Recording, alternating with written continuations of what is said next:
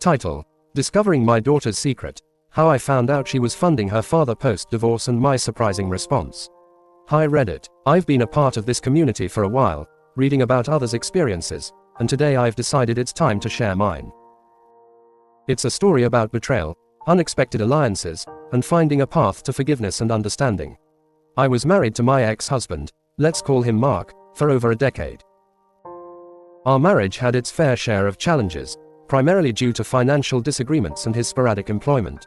Ultimately, these issues led to our divorce 2 years ago, a decision that was painful but necessary for my sanity and well-being. We have a teenage daughter, Emily, who was caught in the middle of our separation. I did my best to shield her from the conflicts and maintain a semblance of normalcy in her life. Post-divorce, Emily lived with me, though I encouraged her to maintain a relationship with her father. I believed it was important for her to have both parents in her life, despite our differences. Life was moving forward, and I was adjusting to single parenthood, until one day I noticed some inconsistencies in our household budget. Emily had recently started a part-time job, and while she was earning her own money, there seemed to be a significant amount missing from our joint expenses. At first, I chalked it up to teenage spending habits. Maybe she was treating herself a bit too much.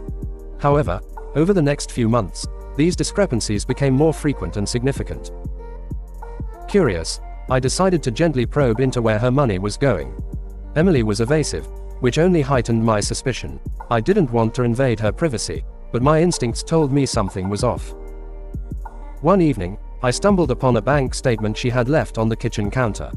It showed regular transfers to an account I didn't recognize. After some investigation, I discovered the account belonged to Mark. My heart sank as the realization hit me. Emily had been sending money to her father. I felt a mix of betrayal and confusion. Why would Emily give money to someone who had caused us so much stress? I decided to confront her, but I wanted to do so calmly, hoping to understand her perspective rather than accuse her. I waited for the right moment when we were both at ease and approached the topic gently. When I asked her about the transfers, Emily initially denied it, but eventually, the truth came out. Mark had reached out to her, claiming he was in a financial bind and needed help. Emily, feeling torn between loyalty and compassion, agreed to help him out of a sense of duty and love. She didn't realize the burden it was putting on our finances. While I was disappointed, I also understood her predicament. She was trying to do what she thought was right, even if it meant keeping secrets from me. Instead of reacting with anger, I decided to take a different approach, one that would teach her a valuable lesson about trust and responsibility. I proposed we have an open conversation with Mark. I wanted Emily to see the importance of transparency and the impact of her actions. We arranged a meeting at a neutral location, where I calmly explained to Mark the strain his requests had put on Emily and our finances. I asked him to be honest with her about his situation and to consider the repercussions of involving her in adult issues. Mark was taken aback but eventually agreed.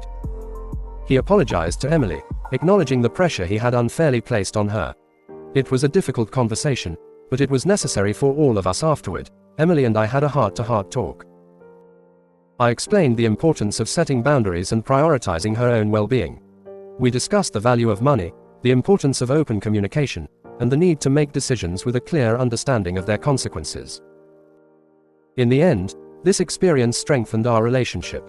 Emily learned about the complexities of adult relationships and the importance of trust, while I realized the power of approaching difficult situations with empathy rather than anger. So, Reddit, that's my story. It was a challenging chapter in my life, but it taught me that sometimes, the best way to deal with betrayal is to foster understanding and open the door for healing and growth.